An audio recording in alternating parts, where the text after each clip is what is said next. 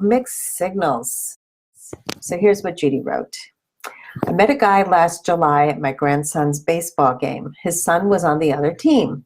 He's a chiropractor. He has 3 children, and he's separated from his wife, but he will not get a divorce. We went on 2 dates, but he cannot seem to make time to see me again. He always says he misses me, which I find very odd, because although we only met up twice, we were texting each other frequently, and he was calling me sometimes 3 or 4 times a day. The conversations were maybe 5 minutes long, and he'd have to run.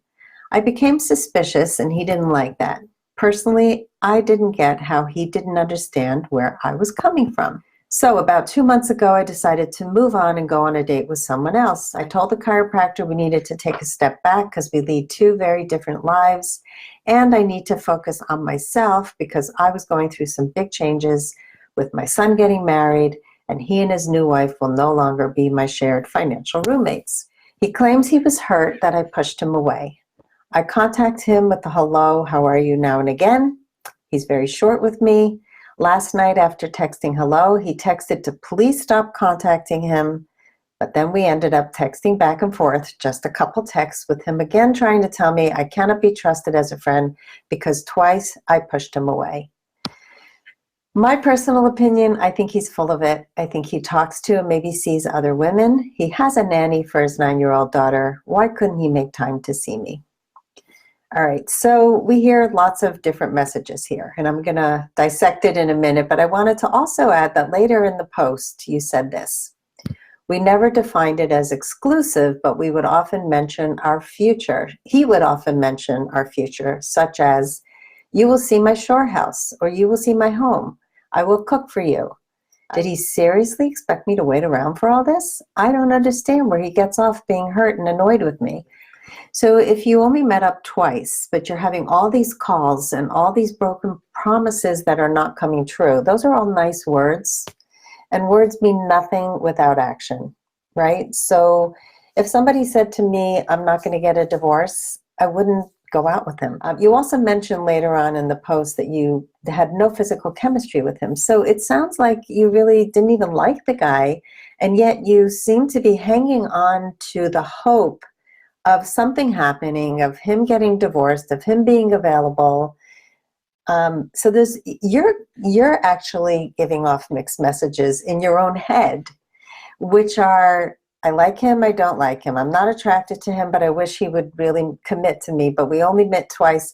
This whole thing is completely a mess. And also just, bringing up your financial situation to him about the reason why you want to take a step back.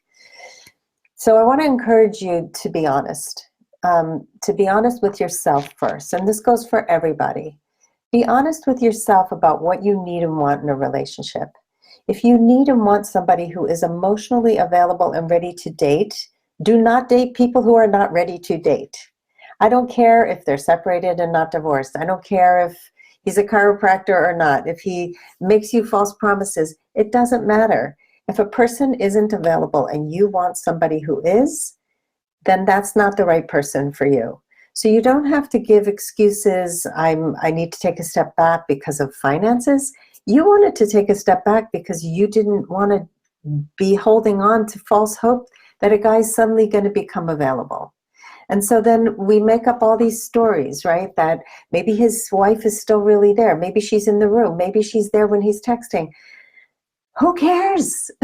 It doesn't matter. If you are not trusting somebody, you don't have a basis for a relationship. We have to stop making assumptions. We have to look at somebody and how they're showing up. There are so many cases like this where a man has you on a little tether of little breadcrumbs, of little, here's a little crumb of attention. Here's a phone call. Here's a text. Oh, how you doing?